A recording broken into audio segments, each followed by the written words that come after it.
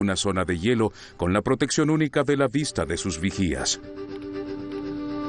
Uno de los motivos es la existencia de la Patrulla Internacional del Hielo, que rastrea la ruta de icebergs en el Atlántico Norte.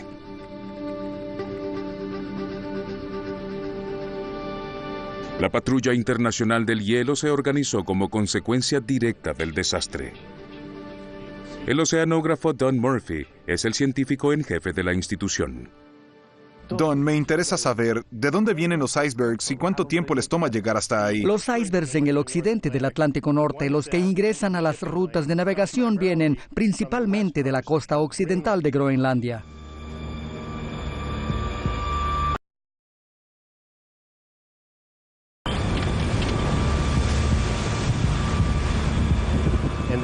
Y después hacia la costa y finalmente a lo largo de la costa de Labrador.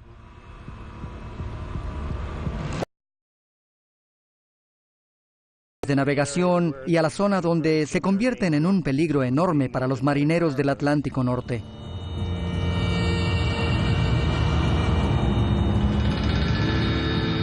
La franja de agua helada que lleva los icebergs se llama la corriente del Labrador. En el viaje de 2 años hacia el sur, el agua mantiene los icebergs peligrosamente grandes durante un tiempo peligrosamente largo. Al final, esta corriente frígida con su carga mortal corta en la corriente del Golfo, que es más cálida. Sabemos que 1912 fue un año de muchos icebergs. Más de 1000 icebergs entraron a las rutas de navegación del Atlántico Norte durante 1912. El promedio es mucho menor a eso, es de unos 500 al año. La existencia de tantos icebergs nos hace comprender que la corriente del Labrador traía una gran cantidad de estos desde el norte hasta las rutas de navegación. Y una de las cosas con las que tenemos que ser muy cuidadosos es la ubicación de estas zonas de la corriente del Labrador, que tienen agua relativamente muy helada y claro, conservan el hielo. Hoy en día tenemos la tecnología que alertará a un barco sobre el paradero exacto de los icebergs hacia los que se dirige.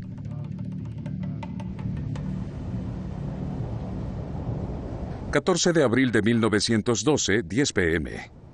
En muy poco tiempo el clima pasa de templado a muy frío. El agua está tranquila y una cortina de estrellas cubre el cielo. El aire es claro y se puede ver hasta el horizonte. La visibilidad es perfecta. Toda la seguridad del barco depende del oficial de guardia y del vigía Frederick Fleet y Reginald Lee.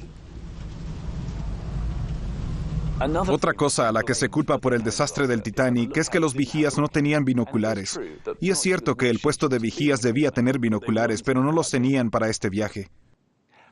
Sin embargo, al leer todas las investigaciones y escuchar los testimonios de los capitanes de los principales transatlánticos, lo que sé es que la mejor manera para detectar el hielo durante la noche es a simple vista.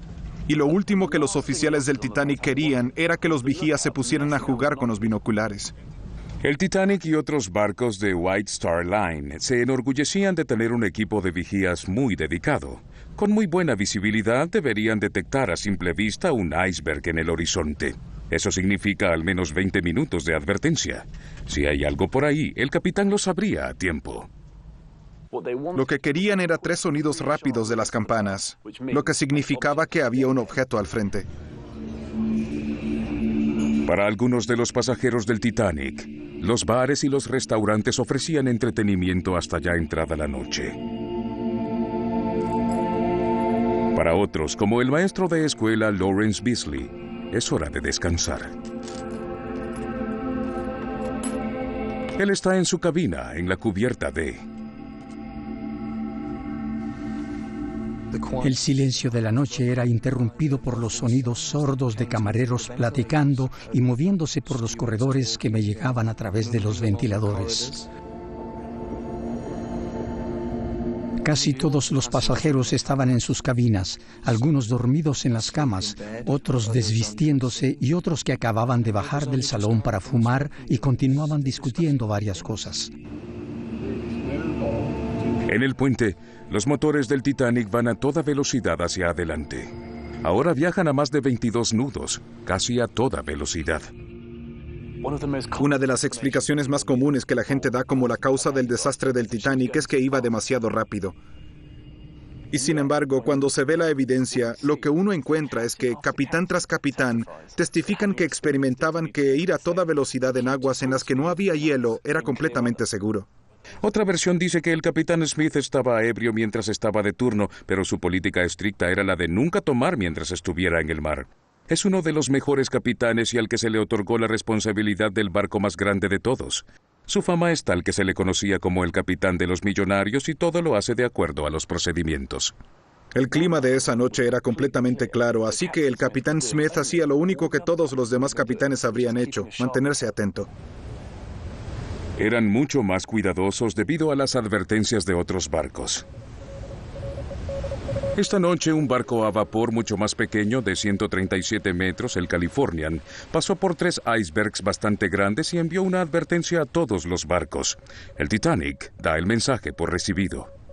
Ahora, cerca de las 10:30 p.m., el Californian se encuentra bloqueado por una barrera de hielo enorme de casi 50 kilómetros de largo y 5 kilómetros de ancho.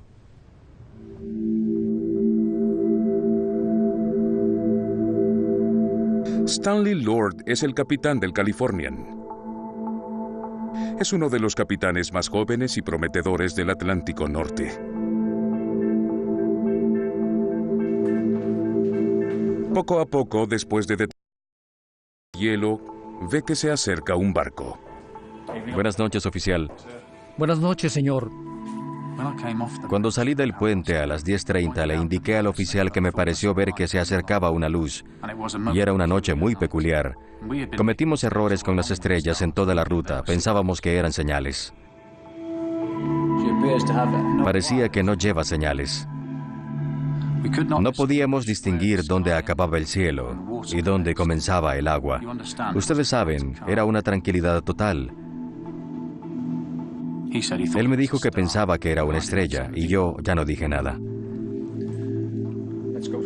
Y dije, vamos al inalámbrico y veamos.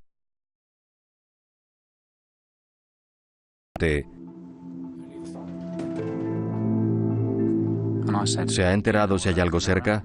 Él dijo, solo el Titanic. Y pensé, no parece el Titanic, de eso no hay duda.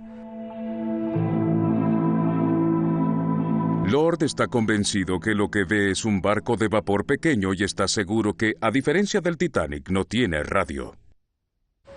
Le dice a su operador de radio que vuelva a llamar al Titanic, que debería estar en otro lado.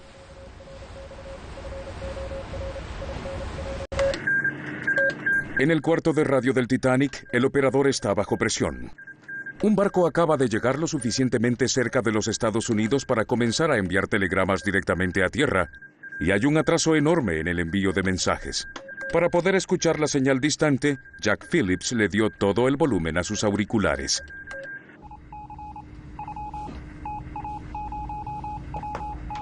En el Californian, Cyril Evans escribe la alerta, pero no tiene idea de lo cerca que está del Titanic.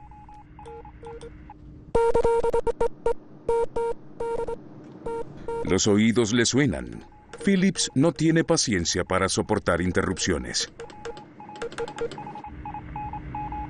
Evans hizo lo mejor que pudo para enviar su advertencia. Su turno de 16 horas termina y deja su puesto para descansar durante la noche. Es el único operador de radio en el Californian. El Titanic está ahora a unos 16 kilómetros del Californian, pero aislado de la fuente de rescate más cercana.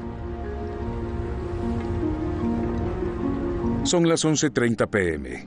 El Titanic avanza en la oscuridad en medio de un campo de hielo enorme, seguro que puede ver un iceberg a tiempo para poder evitarlo.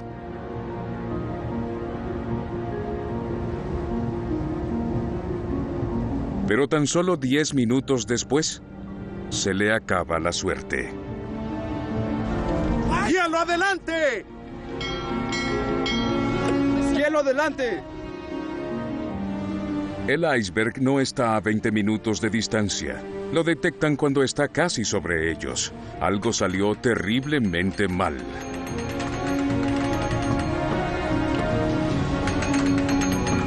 En el puente, la tripulación pone los motores en reversa y giran el timón para evitar el iceberg. A pesar de su tamaño, el Titanic es altamente maniobrable.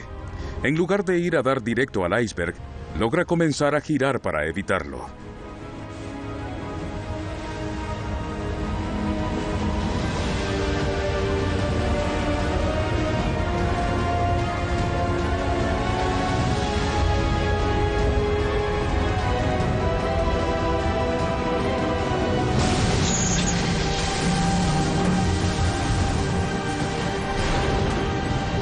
La capa de hielo no visible rompe el casco del Titanic.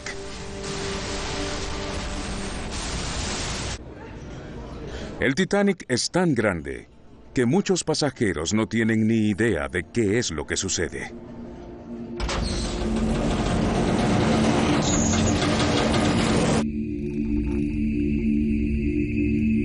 Lawrence Beasley está en la cubierta D, cerca de la popa del barco. Y a mí me pareció nada más que un esfuerzo extra de los motores, nada más, nada de impacto, ningún golpe que se sintiera como un cuerpo pesado golpeando a otro. Pensé que quizá estaban incrementando la velocidad.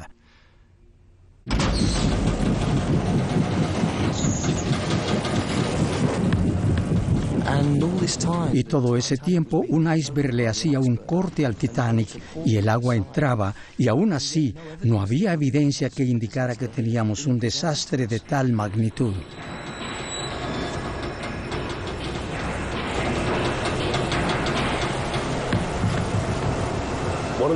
Uno de los mitos más comunes de hoy en día es que el Titanic de alguna manera tenía fallas de construcción, o que los remaches eran débiles, o que el metal era quebradizo, y yo les puedo asegurar que eso es un mito. Básicamente, a los constructores los alentaron, en todo caso, a gastar más dinero en el barco, no menos.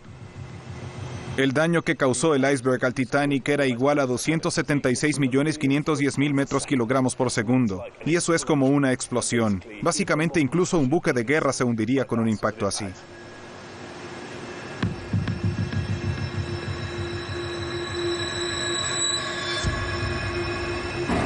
En el puente, en la popa del Titanic, el cabo de mar Thomas Rowe está absorto en las luces. Ya son eléctricas, una mejora sobre las viejas lámparas parpadeantes de aceite, y alrededor de ellas hay patrones de color creados por los cristales de hielo en el aire.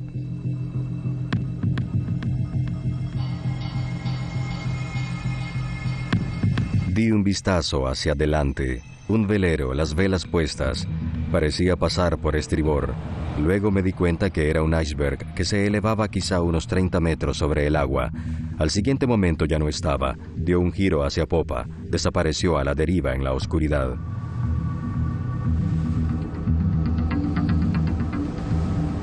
En tan solo 5 segundos, los compartimentos herméticos del Titanic se rompen a lo largo de los 60 metros del casco.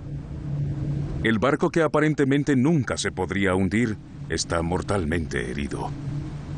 Pienso que mucha gente cree que la afirmación que nunca se podría hundir fue pura publicidad y relaciones públicas a favor de White Star Line.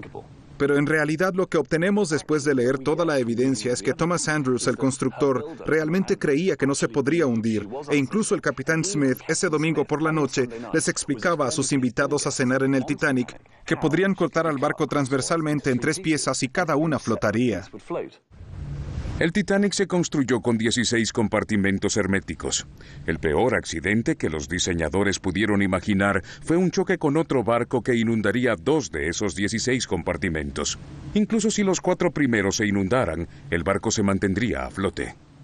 Pero lo que sucedió esa noche fue un golpe lateral insólito que destrozó 6 compartimientos herméticos y el tipo de desastre de golpe lateral que nunca antes ni después se dio en la historia marítima. Irónicamente, si el Titanic hubiera golpeado el iceberg de frente, es muy probable que hubiera sobrevivido. Pero el daño que le causó el iceberg fue literalmente inimaginable.